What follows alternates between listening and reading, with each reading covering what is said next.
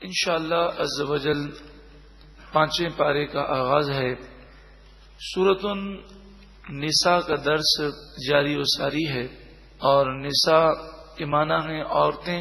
اس سورہ مبارکہ میں خصوصاً عورتوں کے مسائل بیان کیے گئے۔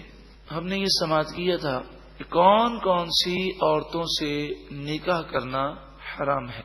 پانچویں پارے کے آغاز اسی فہرست کو مکمل کیا گیا اور ارشاد فرمایا والمحصنات من النساء، ان عورتوں سے نکاح کرنا بھی حرام قرار دیا گیا کہ جو عورتیں کسی اور کے نکاح میں ہوں، یعنی جو کسی کے نکاح میں ہوں، شادی میں ہوں، ایسی شادی شدہ عورت سے نکاح کرنا جائز نہیں ہے۔ اور شرعی قاعدہ یہ ہے کہ اگر شوہر طلاق دے دے یا شوہر کا انتقال ہو جائے تو جب تک عدت کا پیریڈ مکمل نہ ہو جائے وہ عورت کسی اور جگہ نکاح نہیں کر سکتی۔ اگر وہ نکاح کرے گی تو یہ نکاح ہوگا ہی نہیں اور یہ حرام ہوگا۔ الا ما ملکت ایمانکم، مگر تمہاری کنیزیں، ان کی شریعت نے اجازت مرحمت فرمائی۔ اور جہاں تک تعلق کنیزوں کا ہے، قرآن مجید فرقان حمید نے کنیزوں کا جو ذکر کیا اس کا قاعدہ سماعت فرما لیجئے کہ یہاں کنیزوں سے مراد وہ عورتیں ہیں کہ میدان جنگ میں وہ مسلمانوں کے خلاف نکلیں اور پھر جنگ ہونے کے بعد وہ میدان جنگ سے پکڑی گئیں، اور وہ خواتین جب میدان جنگ سے پکڑی گئیں تو پھر شرعی قاعدہ یہ ہے، یہ دیکھا جائے گا کہ ان کے شوہر دارالحرب میں ہیں کہ دارالاسلام میں آ گئے۔ اگر ان کے شوہر بھی ان کے ساتھ گرفتار ہو گئے تو یہ مسلمان مرد کے لیے اس کو کنیز بنانا جائز نہیں ہوگا۔ لیکن اگر ان کے شوہر دارالحرب میں ہوں اور وہ خواتین اسلامی لشکر میں گرفتار ہو جائیں تو سپہ سالار کی مرضی ہے۔ اگر لشکر کا امیر یہ چاہے کہ ان خواتین کو کنیز بنایا جائے تو اسلام نے اس کی اجازت دی ہے، لیکن فی زمانہ پوری دنیا میں کہیں بھی کنیز اور غلام کا وجود نہیں ہے۔ اور یہ پہلے عرض کیا گیا کہ جو خرید و فروخت ہوتی ہے ہمارے یہاں خواتین کی یا مردوں کی، وہ سب ناجائز اور حرام ہے۔ اب کوئی عورت کوئی مرد خرید و فروخت سے کنیز اور غلام نہیں بنتا۔ کتاب اللہ علیکم، یہ تم پر اللہ تعالی کی طرف سے مقرر حکم ہے۔ وَأُحِلَّ لَكُم مَّا وَرَاءَ ذَلِكُمْ، اور تمہارے لیے حلال ہیں ان کے علاوہ عورتیں، جن عورتوں کو حرام قرار دیا گیا ان کے علاوہ عورتیں تمہارے لیے حلال ہیں۔ اب یہاں پر ایک ضابطہ اور ایک قاعدہ علماء بیان کرتے ہیں۔ وہ قاعدہ یہ ہے کہ قرآن مجید فرقان حمید نے حرام عورتوں کی فہرست بیان کی کہ ان عورتوں سے نکاح کرنا حرام ہے، اس حالت میں نکاح کرنا حرام ہے۔ اور جب حلال عورتوں کی بات آئی کہ جن سے نکاح کرنا جائز ہے، قرآن مجید فرقان حمید نے ان کی تفصیل بیان نہ فرمائی بلکہ فرمایا کہ جو حرام ہیں ان کے علاوہ تمام عورتوں سے نکاح کرنا جائز ہے۔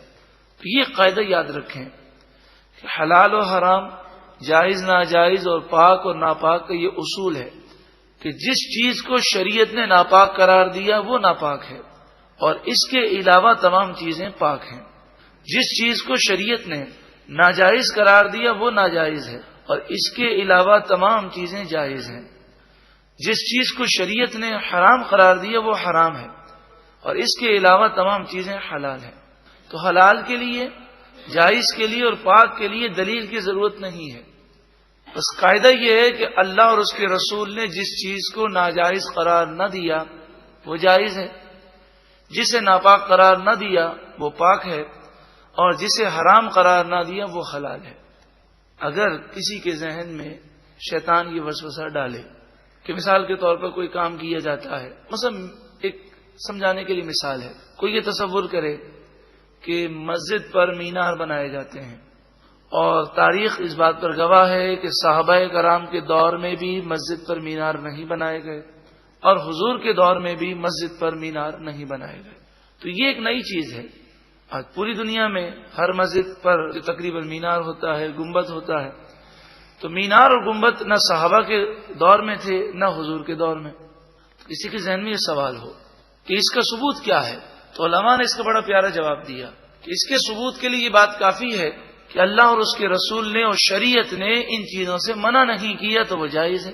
محراب میں جہاں امام نماز کے لیے کھڑا ہوتا ہے، یہ جو ڈیزائن محراب کا ہے، یہ ڈیزائن نہ حضور کے دور میں تھا نہ صحابہ کے دور میں تھا. تو اس کا بھی وہی جواب ہے کہ نہ حضور کے دور میں نہ صحابہ کے دور میں ہے، لیکن جائز ہے. اس کی دلیل کیا ہے کہ اللہ اور اس کے رسول نے اسے منع نہیں کیا. شریعت میں کوئی ایسا اصول نہیں جس سے یہ ٹکراتا ہو، تو کوئی حرج نہیں ہے. 800 سال تک قرآن کا ترجمہ نہیں کیا گیا، حالانکہ حضرت عمر رضی اللہ تعالی عنہ کے دور میں فارس فتح ہو گیا، روم فتح ہو گیا. ان کی حکومتیں وہاں کے عوام کو عربی نہیں آتی تھی، لیکن 800 سال تک قرآن کا ترجمہ رائج نہیں ہوا. اس کے بعد ترجمہ کیا گیا، مختلف زبانوں میں ترجمہ کیا گیا. نہ یہ صحابہ کے دور میں ایسا ہوا، نہ حضور کے دور میں ایسا ہوا، نہ تابعین کے دور میں ایسا ہوا، نہ تبع تابعین کے دور میں ایسا ہوا. مگر چونکہ اللہ اور اس کے رسول نے اس کام سے منع نہیں کیا، یہ کام شریعت کے خلاف نہیں ہے، تو لہذا ترجمہ کرنے میں کوئی حرج ہی نہیں ہے. پوری دنیا میں کیا جاتا ہے. اسی پر قیاس کرتے ہوئے ان چیزوں کو بھی سمجھ لیں کہ صلاۃ و سلام جو کھڑے ہو کر پڑھا جاتا ہے، قرآن میں حدیث میں اللہ اور اس کے رسول کے حکم میں کہیں بھی کھڑے ہو کر درود و سلام سے منع نہیں کیا گیا تو بالکل جائز ہے. اذان سے پہلے درود و سلام پڑھا جائے، اذان کے بعد پڑھا جائے. درود و سلام سے ان اوقات میں منع نہیں کیا گیا تو اس کے کرنے میں کوئی حرج نہیں ہے. اسی طرح حجاج بن یوسف کے دور میں قرآن پاک پر زبر زیر پیش لگائے گئے، حالانکہ نہ حضور نے لگائے نہ صحابہ کرام کے دور میں ایسا ہوا. تمام دنیا نے، مسلمانوں نے اسے تسلیم کیا. وہی اصول تھا کہ یہ ٹھیک ہے ایک ظالم شخص نے یہ کام، یہ زبر زیر پیش لگائے ہیں، وہ ظالم جس نے کئی صحابہ کرام کو شہید کیا ہے، مگر ظالم ہے لیکن کام صحیح کیا، شریعت کے خلاف نہیں ہے، تو علماء نے اس کی مخالفت نہ فرمائی. تو شریعت ہمیں وسعت نظری کا درس دیتی ہے. ہم اتنے تنگ نظر نہیں ہیں کہ ہم یہ کہہ دیں کہ جو رسول اللہ کے دور میں جو چیز نہ ہوئی، کہ صحابہ کے دور میں نہ ہوئی، اگر بعد میں ہو تو وہ بدعت ہو جائے، حرام ہو جائے. ایسی بات نہیں ہے. بدعت کا قاعدہ یہ ہے کہ ہر وہ نئی چیز کہ جو اسلامی اصول کے خلاف ہو، شریعت کے خلاف ہو، یہ اللہ اور اس کے رسول نے منع کیا ہو، اس کا کرنا یہ بدعت ہے. مثلا 31 دسمبر کو خرافات کرنا، ہیپی نیو ایئر کے نام پر ہوائی فائرنگ کرنا، آتش بازی کرنا، مختلف گناہ کرنا، یہ بدعت سیاح موجود ہے. تو اس طرح کی چیزوں کو بدعت کہتے ہیں. اس قاعدے سے وَأُحِلَّ لَكُم مَّا وَرَاءَ ذَلِكُم سے پوری شریعت کا ایک قاعدہ معلوم ہوتا ہے. قرآن مجید فرقان حمید میں حرام چیزوں کی تفصیل ہے، یہ کھانا حرام ہے، یہ پینا حرام ہے، لیکن حلال کی تفصیل نہیں ہے. جن چیزوں کو حرام کہہ دیا گیا وہ حرام ہے، ان کے علاوہ تمام چیزیں حلال ہیں. اور یہ بھی قاعدہ یاد رکھیں کہ حلال اور حرام میں دلیل مانگی جائے گی حرام کہنے والے سے، حلال کہنے والے سے دلیل نہیں مانگی جائے گی. کوئی یہ کہتا ہے کہ فلاں چیز حرام ہے اور کوئی کہتا ہے یہ حلال ہے، تو شریعت دلیل اس سے مانگے گی کہ جو حرام کہہ رہا ہے. جو حلال کہہ رہا ہے اس کے لیے یہی دلیل کافی ہے کہ قرآن و حدیث میں اس سے منع نہیں کیا گیا.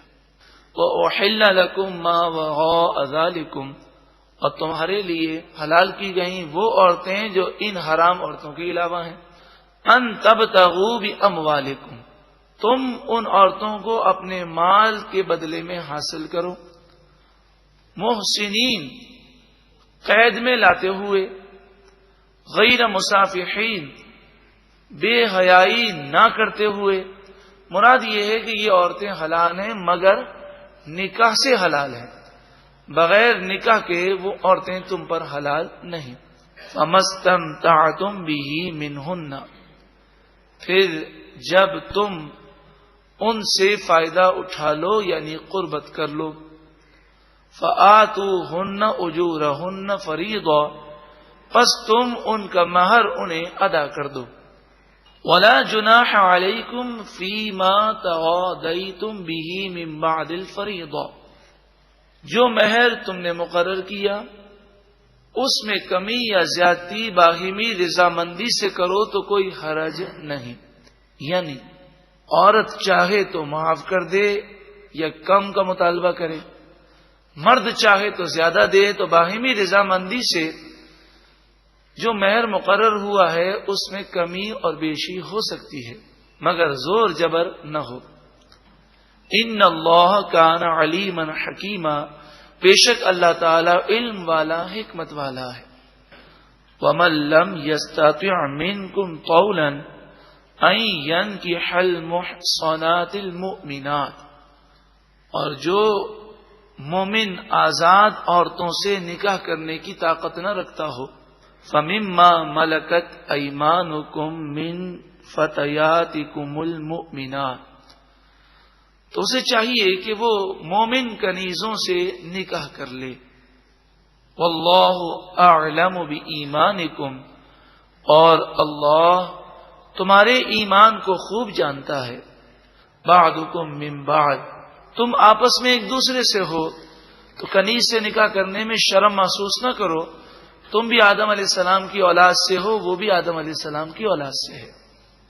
اب چونکہ فی زمانہ کنیزوں کا رواج نہیں، تو اس آیت کے اشارے سے یہ بات معلوم ہوتی ہے کہ کوئی شخص اگر اعلی خاندان میں اپنے خاندان میں نکاح کرنے کی طاقت نہ رکھتا ہو تو وہ کسی بھی مسلمان عورت سے نکاح کر لے اور شرم محسوس نہ کرے کہ جو مسلمان عورت ہے اور جو مسلمان مرد ہے وہ ایک ہی برادری سے تعلق رکھتے ہیں، کہ مسلمان ایک ہی قوم ہے۔ قرآن مجید فرقان حمید کی روشنی میں ایک نظریہ ملتا ہے کہ نکاح کے معاملے میں ان چیزوں کو غور نہ کیا جائے، بلکہ اصل جو نکاح کا معاملہ ہے اس میں عورت کی دینداری، تقوی، پرہیزگاری، اس کا اخلاق دیکھا جائے، یہ نہ دیکھا جائے کہ وہ غریب ہے کہ امیر ہے، کس قوم سے ہے، ان چیزوں کی طرف زیادہ توجہ نہ دی جائے۔ حدیث پاک میں جیسا کہ فرمایا گیا، لوگ 4 وجہ سے نکاح کرتے ہیں، کچھ مالداری کی وجہ سے کرتے ہیں، کوئی خوبصورتی کی وجہ سے کرتے ہیں، کچھ خاندان کی وجہ سے کرتے ہیں، اور کچھ نیکی کی وجہ سے، دینداری کی وجہ سے کرتے ہیں۔ نبی کریم صلی اللہ علیہ وآلہ وسلم نے اس شخص کو کامیابی کی بشارت عطا فرمائی جو نکاح عورت کی نیکی کی وجہ سے کرے۔ تو یہ دیکھا جائے غریب اور امیر یہ چیزیں قابل توجہ نہیں ہیں، اس لیے کہ غربت اور امیری آنے جانے والی چیزیں ہیں، اصل تو پرہیزگاری ہے، اخلاق ہے، سمجھداری ہے، کیونکہ انسان کی اولاد پر سب سے بڑا اثر اس کی بیوی کا پڑتا ہے، کہ ماں کی گود اولاد کے لیے سب سے پہلا مدرسہ ہے۔ اگر وہیں تربیت میں خامی ہے تو پھر آگے بھی خامیاں پیدا ہوں گی۔ اسی لیے ہمارے بزرگوں نے فرمایا کہ ایک مرد کی اصلاح ایک فرد کی اصلاح ہے، اور ایک عورت کی اصلاح پورے خاندان کی اصلاح ہے۔ ارشاد فرمایا فَانْكِحُوهُنَّ بِإِذْنِ أَهْلِهِنَّ، اگر کنیزوں سے نکاح کرو تو ان کے مالک کی اجازت سے کرو، ان کے آقا کی اجازت سے کرو۔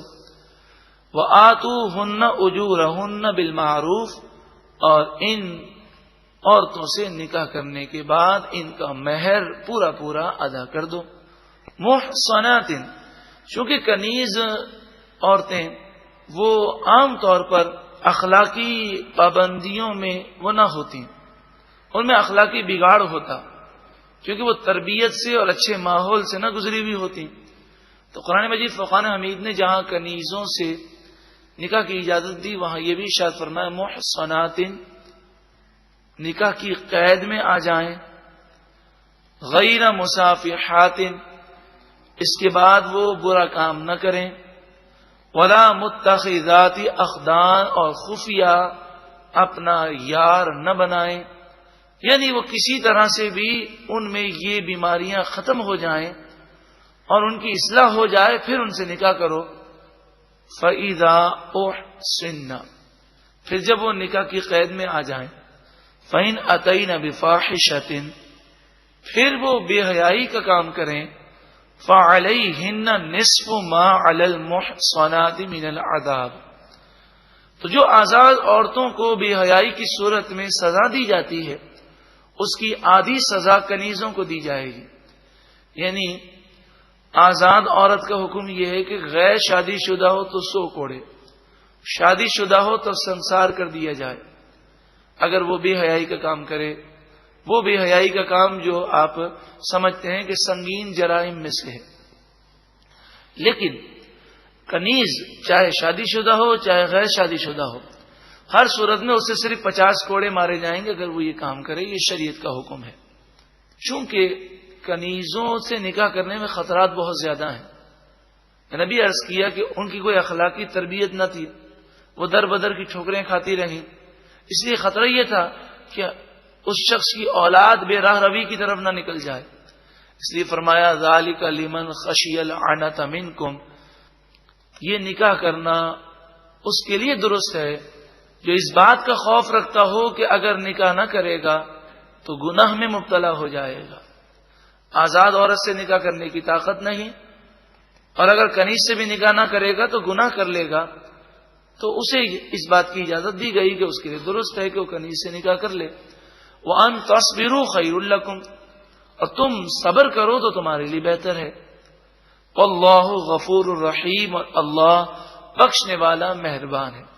اس کی ایک وجہ مفسرین نے یہ بھی بیان کی کہ اگر وہ کنیز سے نکاح کرتا ہے تو اس کی اولاد کو ہمیشہ یہ طعنہ دیا جائے گا کہ تم کنیز کی اولاد ہو، تو اولاد کے حقوق میں سے بھی یہ ہے کہ وہ ایسا کام اگر ممکن ہو تو نہ کرے، لیکن کوئی ایسا کر لے تو حرج نہیں۔ لیکن میں نے بھی عرض کیا کہ کنیزوں کا رواج ختم ہو چکا، اب ہم اسے اشارے سے اس بات کو سمجھ سکتے ہیں کہ نکاح کے معاملے میں انسان کے لیے سب سے اہم چیز یہ ہے کہ شریعت کی پابندی ضروری ہے، وہ شرم اور جھجک نہ کرے، بس گناہ سے بچے۔